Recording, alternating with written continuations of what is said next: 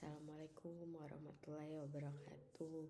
Selamat pagi, siang, sore, ataupun malam.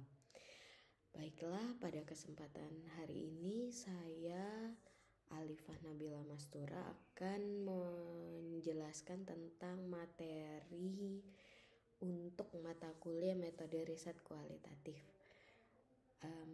Ini adalah materi pertama, materi awal terkait metode riset kualitatif seperti judul yang tertera, kualitatif as a way of knowing.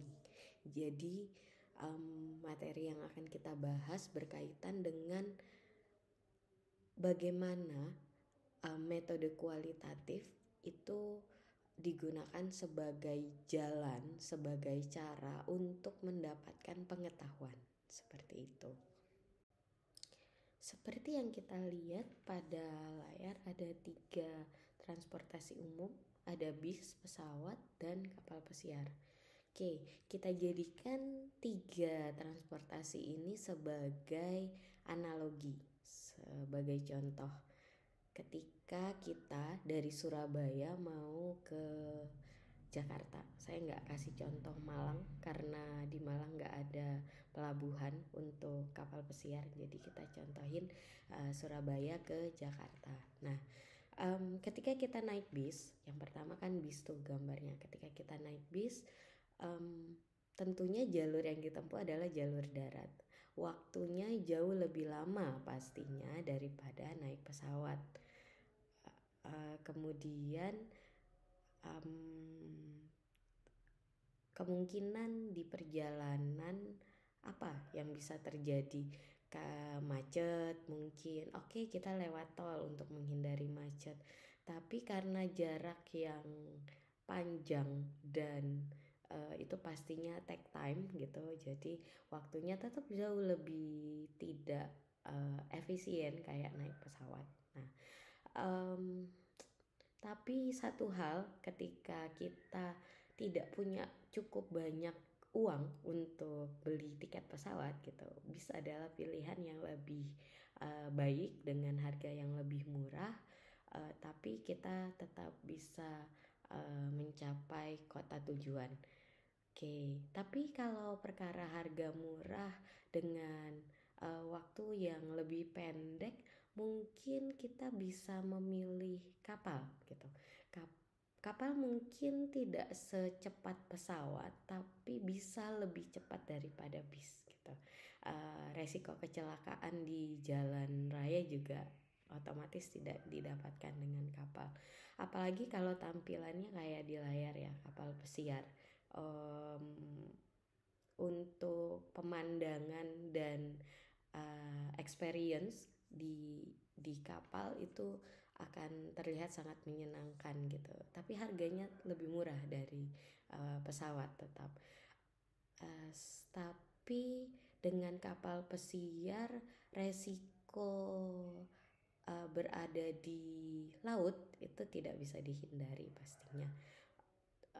Walaupun ya tetap aja perkara resiko naik pesawat pun pasti ada resiko kecelakaan dan lain sebagainya gitu. Walaupun untuk tingkat resiko kecelakaannya lebih rendah biasanya daripada naik bis dan naik kapal pesiar.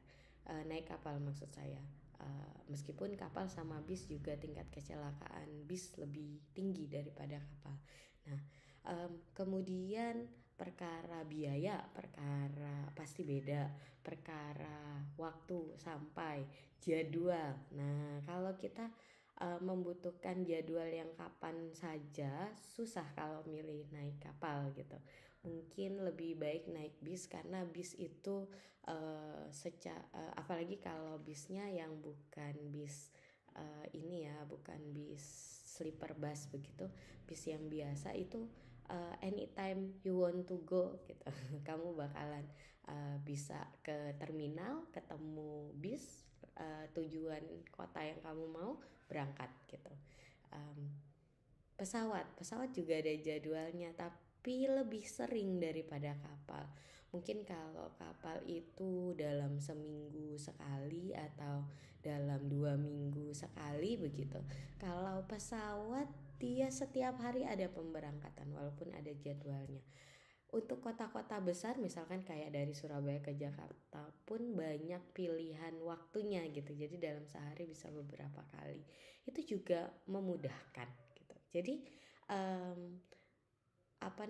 meskipun dia terjadwal ternyata it's okay gitu, tidak selama kapal gitu. Oke, ada keunggulan antara satu transportasi dan transportasi yang lain.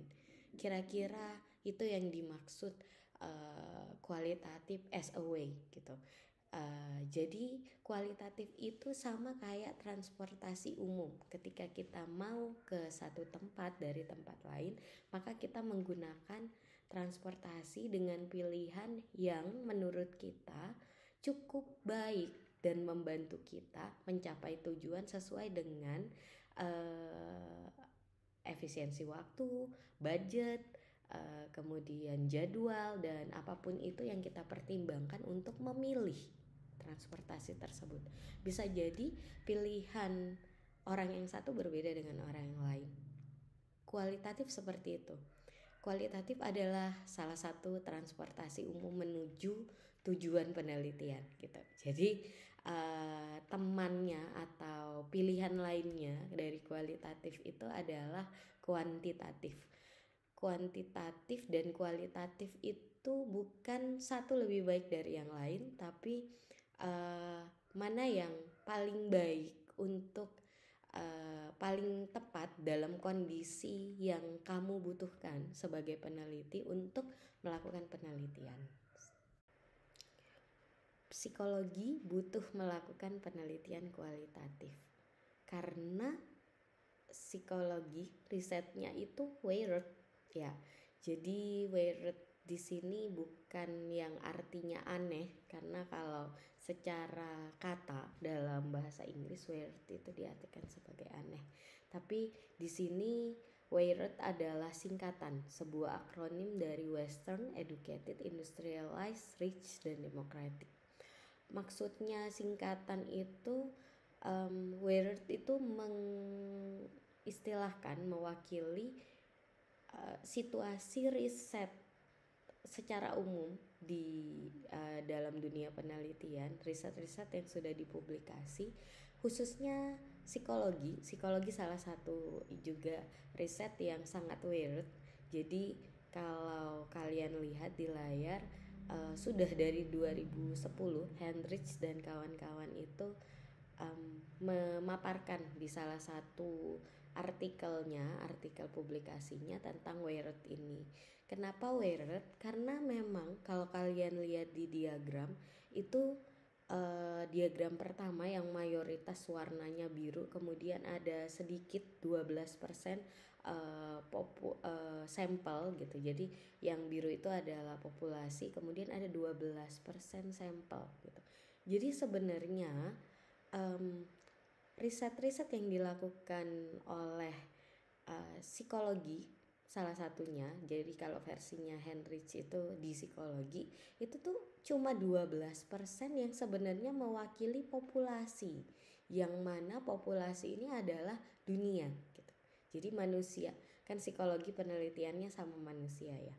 Sementara manusia ini jumlahnya 100%, sangat banyak, tapi hanya 12% dari hasil riset itu yang mewakili manusia.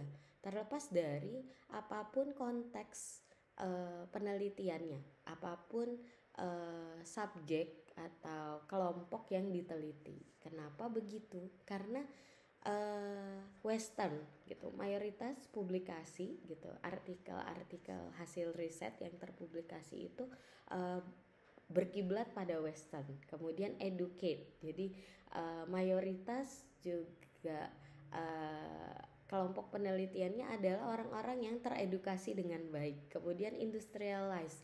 Mereka tinggal di negara-negara yang industrinya berkembang, rich. Mereka bukan yang ekonomi menengah ke bawah, kemudian demokratik, bukan dalam kondisi negara yang sedang berperang atau punya sistem pemerintahan yang terlalu ketat dan terlalu sulit untuk disentuh. Biasanya peneliti enggan untuk ke situasi-situasi negara dengan sistem yang ribet gitu, sistem yang membutuhkan prosedur yang lebih panjang. Jadi akhirnya cuma 12% kelompok yang sangat mewakili gitu. Terus berpindah ke diagram berikutnya, itu menunjukkan bahwa terlalu sedikit di tengah banyak kelompok-kelompok unik, kelompok-kelompok yang berbeda yang perlu untuk gitu kita lihat ada apa dengan dia, kenapa dia begitu, bagaimana dia bisa seperti itu dan lain sebagainya. Nah, sehingga riset kualitatif dibutuhkan dalam hal ini. Jadi memang riset kualitatif dengan kekhasan menjawab pertanyaan bagaimana itu terjadi dan kenapa itu terjadi, detailnya kita bahas di slide berikutnya. Itu sangat dibutuhkan sekali gitu untuk memperluas area penelitian psikologi sehingga tidak terkungkung hanya pada Weyert ini gitu. Kualitatif adalah salah satu transportasi umum. Seperti analogi pada slide kedua, kita percontohkan sebagai sebuah alat transportasi. Kualitatif merupakan salah satu cara untuk mengembangkan ilmu pengetahuan.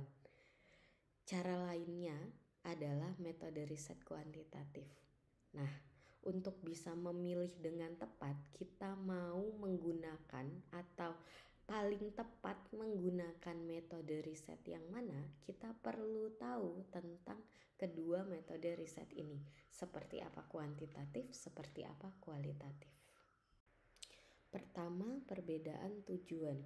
Kuantitatif memiliki tujuan untuk memprediksi dan mengontrol penelitian pada riset-riset di dalam penelitian kualitatif. Seringkali kita sudah memiliki dugaan sementara berupa kesimpulan dari teori yang berkaitan dengan penelitian kita. Biasanya kondisi ini kita sebut sebagai hipotesis. Jadi setiap tujuan penelitian pada kuantitatif itu selalu ada hipotesisnya. Sementara dalam riset kualitatif kita berencana memahami sesuatu, entah definisinya, alasannya, atau prosesnya. Umumnya diwakili dengan pertanyaan apa, mengapa, dan bagaimana. Sebagai contoh riset psikologi terkait penelitian kualitatif, apa itu kecemasan? Itu untuk pertanyaan apa, untuk mendefinisikan. Kemudian mengapa orang cemas? Itu untuk mencari alasan, menemukan alasan dengan pertanyaan mengapa. Kemudian bagaimana prosesnya sampai seseorang menjadi cemas? Itu untuk pertanyaan bagaimana dalam konteks melihat proses dari sesuatu. Berikutnya adalah perbedaan asumsi. Riset kuantitatif merujuk pada paradigma positivistik. Artinya, riset merupakan pengembangan ilmu pengetahuan yang berpegangan pada data empirik dan fakta yang terjadi, bukan berdasarkan opini dari orang-orang tertentu saja. Sementara, pada paradigma kualitatif merujuk kepada asumsi fenomenologi rasionalisme. Artinya, realitas, perilaku sosial, dan nilai pada berbagai situasi adalah sebuah konstruksi sosial yang dibangun baik itu secara individual maupun kolektif. Merujuk contoh sebelumnya tentang bagaimana proses kecemasan terjadi, paradigma fenomenologi rasionalisme melihat kecemasan sebagai situasi yang dimiliki oleh individu dengan pengalaman yang sangat personal dan memerlukan respon atau terapi yang personal juga, sehingga tidak bisa disamakan dengan situasi orang lain hanya karena orang tersebut juga mengalami kecemasan. Berdasarkan sudut pandang peneliti, pada riset kuantitatif, peneliti merupakan outsider, orang luar, bukan bagian dari kelompok yang diteliti. Sementara pada penelitian kualitatif, biasanya peneliti merupakan orang dalam atau insider. Peneliti sebagai bagian dari kelompok yang diteliti. Kadang-kadang peneliti bukan insider, tapi peneliti masuk dan melibatkan diri. Seringnya sampai perlu menyesuaikan diri hingga menjadi bagian dari kelompok yang diteliti. Berdasarkan value atau nilainya, kuantitatif adalah riset yang bebas nilai. Umumnya, riset kuantitatif sengaja diperuntukkan untuk generalisasi. Bila kecemasan yang diteliti pada 200 orang di kota A menunjukkan bahwa kecemasan akan memicu depresi, maka hasilnya akan kurang lebih sama pada kota lainnya. Sedangkan untuk riset kualitatif sangat terikat nilai dengan kelompok subjek yang diteliti. Lihatlah pada gambar 18+. Kemudian di bawahnya ada tulisan terikat nilai. Artinya, bila usiamu kurang dari 18 tahun, kamu tidak boleh atau kamu bukan bagian dari kelompok dengan label tersebut. Sangat membatasi, entah itu perkara usia, entah itu perkara lainnya. Berdasarkan fokus riset, kuantitatif merupakan penelitian partikularistik. Seperti pada gambar, seseorang dapat berkirim pesan, chat WA, email, bahkan bertelepon dengan orang lain untuk berkomunikasi. Namun, tidak umum melakukan semuanya sekaligus secara bersamaan pada orang yang sama di waktu yang sama. Nah, seperti itu riset kuantitatif. Bila penelitian dilakukan untuk mengukur tingkat kecemasan, maka nggak akan memperhatikan lingkungan kerja subjek, yang itu tidak menjadi bagian yang akan diteliti, walaupun keduanya masih berkaitan. Sedangkan pada riset kualitatif, peneliti akan memperhatikan lingkungan kerja tadi, terutama bila itu merupakan bagian dari sumber kecemasan subjek. Karena untuk fokus penelitian kualitatif adalah holistik, artinya melihat secara menyeluruh dan sebagai suatu kesatuan segala hal yang ada pada subjek. Malah dalam penelitian tertentu, peneliti akan sekaligus menanyakan berbagai kondisi dan situasi subjek sekalipun kesannya sebenarnya itu kok nggak ada kaitannya ya sama tujuan penelitian. Tapi peneliti menganggap bahwa kemungkinan keterkaitan perlu diantisipasi. Untuk menjadi holistik, kepekaan dalam membaca situasi sangat diperlukan selama proses penelitian. Berdasarkan pendekatannya, riset kuantitatif biasanya dilakukan dengan survei atau kadang disebut juga non-eksperimen. Kemudian ada juga penelitian eksperimen. Kadang di antara keduanya itu ada yang namanya kuasi eksperimen. Biasanya penelitian eksperimen yang dilakukan pada subjek manusia itu karena tidak bisa mengontrol segalanya, itu biasanya dilakukan dengan kuasi eksperimen, setengah eksperimen, sebagian besar survei. Kemudian pada riset kualitatif biasanya kita menggunakan beberapa pendekatan. Kalau merujuk pada Creswell, di bukunya Creswell itu dijelaskan 5 pendekatan utama untuk studi kualitatif. Jadi ada studi kasus, fenomenologi, naratif, etnografi, dan grounded theory. 3 teratas yaitu studi kasus, fenomenologi, dan naratif adalah riset kualitatif yang umum digunakan dalam penelitian psikologi dan diizinkan untuk digunakan dalam penelitian skripsi kita. Berdasarkan orientasi penelitian, riset kuantitatif cenderung digunakan untuk verifikasi. Seperti kita bahas sebelumnya, sudah ada hipotesis dalam riset kuantitatif. Sudah ada kesimpulan sementara berdasarkan tinjauan teori. Maka tujuan penelitian adalah membuktikan hipotesis tersebut. Sementara untuk riset kualitatif, penelitian dilakukan guna menemukan tujuan penelitian. Ketika tujuan penelitian kualitatif itu untuk menjawab pertanyaan apa, mengapa, dan bagaimana, maka orientasinya untuk menemukan apa itu, mengapa terjadi, dan bagaimana prosesnya. Kemudian, perbedaan data penelitian. Pada riset kuantitatif umumnya memiliki data-data yang objektif karena menggunakan pengukuran yang terstandar seperti alat tes dan skala Likert dalam penelitian psikologi. Sementara itu, untuk riset kualitatif memiliki data yang cenderung subjektif sesuai dengan apa yang diuraikan oleh subjek penelitian. Dalam hal ini, kemungkinan perbedaan antara subjek yang satu dengan yang lain dalam menjelaskan suatu topik penelitian, misalkan alasan mengapa dia sering merasa cemas, akan berbeda antara subjek yang satu dengan yang lainnya. Berdasarkan penyajian laporan, riset kuantitatif sudah memiliki standar dan aturan umum secara internasional, seperti bagaimana menyajikan grafik, menuliskan tabel, hingga menginterpretasi simbol-simbol yang banyak digunakan dalam menganalisa penelitian. Sementara itu, pada riset kualitatif tidak ada standar dalam penyajian laporan. Namun, setiap penelitian harus memaparkan hasil sebanyak mungkin, selengkap mungkin, dan dinarasikan dalam bahasa yang mudah untuk dipahami. Tidak ditentukan bagaimana caranya, selama laporan penelitian dapat menunjukkan data seperti yang disyaratkan.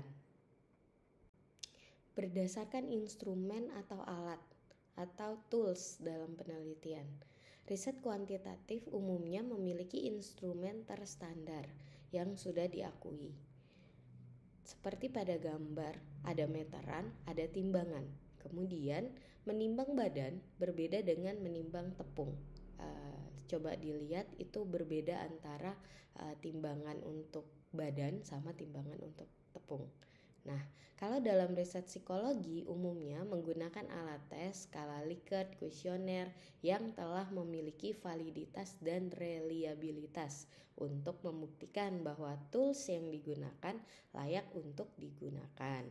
Sedangkan riset kualitatif umumnya tidak memiliki tools. Instrumen riset adalah si peneliti itu sendiri, kita, manusia. Sehingga, seperti sebelumnya dijelaskan, data yang dihasilkan subjektif, tidak hanya karena jawaban subjek yang sangat personal, namun peneliti yang juga merupakan human dengan pemikiran dan gagasan personal tentu akan mengajukan pertanyaan wawancara atau mengobservasi dengan pengamatan yang personal pula. Oleh karena itu, riset kualitatif cenderung melakukan beberapa metode pengambilan data yang berbeda atau memilih beberapa partisipan pendukung yang mengenal subjek untuk melakukan cross-check jawaban, sekaligus menjaga keobjektifan penelitian. Kuantitatif dan kualitatif memiliki kerangka teoritis yang berlawanan. Ini didasarkan pada reasoning atau kerangka penelitian yang berbeda. Riset kuantitatif dengan reasoning deduktif seperti proses reasoning filsuf terkenal Aristoteles bisa dilihat berwarna biru pada gambar berpikir sistematis.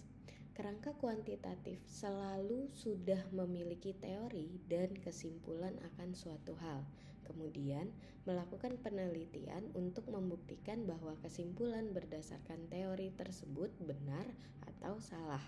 Sedangkan berpikir induktif yang menjadi kerangka penelitian dalam riset kualitatif seperti pada proses reasoning yang dilakukan oleh tokoh Sherlock Holmes yang kita kenal seorang detektif yang detail. Bisa dilihat berwarna merah pada gambar. Riset kualitatif dilakukan untuk menemukan pola perilaku tertentu yang kemudian disimpulkan sebagai istilah tertentu pula dan dapat dijelaskan secara teoritis. Berdasarkan pengumpulan datanya, sudah sempat kita singgung pada beberapa penjelasan sebelumnya. Pada riset kuantitatif, pengumpulan data umumnya menggunakan tools sehingga seringkali dilakukan secara terstruktur dan prosedural. Sementara itu, riset kualitatif cenderung lebih fleksibel dan menyesuaikan pada situasi maupun kondisi saat pengambilan data. Misalkan melakukan wawancara pada seorang tokoh agama setelah mereka melakukan ceramah. Bisa dikaitkan dengan isi ceramah beliau terkait pertanyaannya ya, yang tentu saja dapat kita ketahui karena kita mengamati dengan seksama ketika beliau berceramah. Ini bisa sekaligus melakukan metode observasi. Berdasarkan subjek atau partisipan penelitian, riset kuantitatif cenderung menetapkan kelompok partisipan tertentu untuk menjadi subjek dalam penelitian.